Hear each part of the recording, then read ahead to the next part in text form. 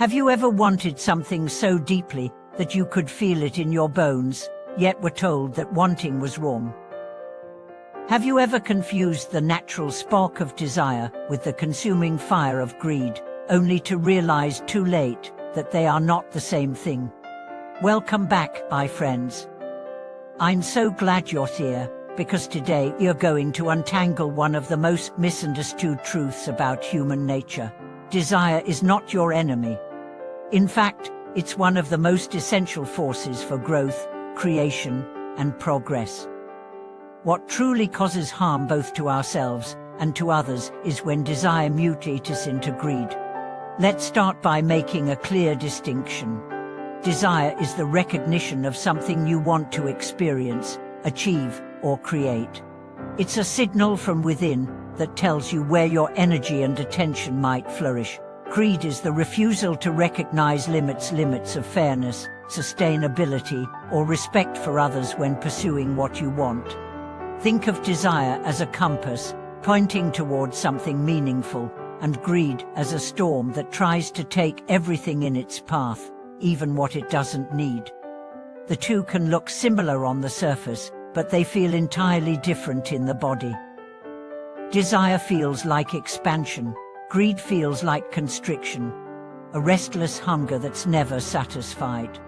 I knew a young musician named Aaron who dreamed of recording his first album. His desire drove him to practice for hours each day, to study production techniques, to collaborate with other artists. Every step brought him joy because he was in love with the process, not just the result.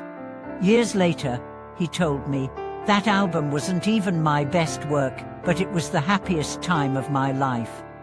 His desire was a healthy force. It gave him energy rather than draining it. Contrast this with a man I met named Victor. Victor started a small business, selling handmade furniture.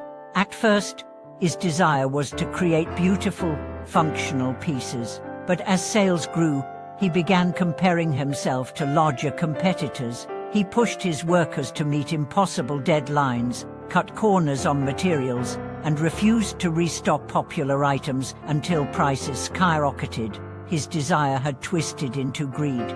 The joy of craftsmanship disappeared, replaced by an endless chase for more money, more market share, more dominance. Eventually, customers noticed the drop in quality, and his business suffered. Philosophers have long warned about this shift.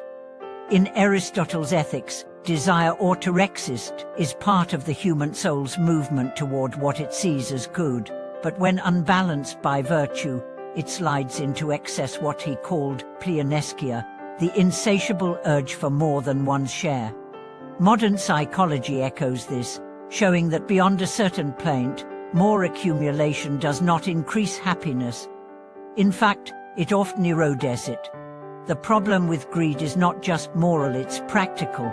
Greed narrows your focus until you ignore the signals that would otherwise guide you. In relationships, greed can appear as emotional possession, demanding constant attention or control. In careers, it can appear as overwork without purpose, chasing promotions that don't align with your values. In creativity, it can appear as sacrificing originality to chase trends for quick gain. There's a story from ancient China about a farmer who loved his rice field. One year, he decided he wanted the rice to grow faster. Instead of letting it develop at its own pace, he went out and pulled each sprout upward slightly, thinking he was helping. The next day, all the rice had withered. This is what greed does. It tries to speed the natural flow beyond its capacity, killing the very thing it sought to grow. So how do we keep desire from becoming greed? First, by practicing awareness. Ask yourself regularly, is what I'm pursuing still nourishing me, or is it consuming me? Healthy desire leaves room for joy, rest, and connection along the way. Greed leaves you feeling hollow, no matter how much you achieve.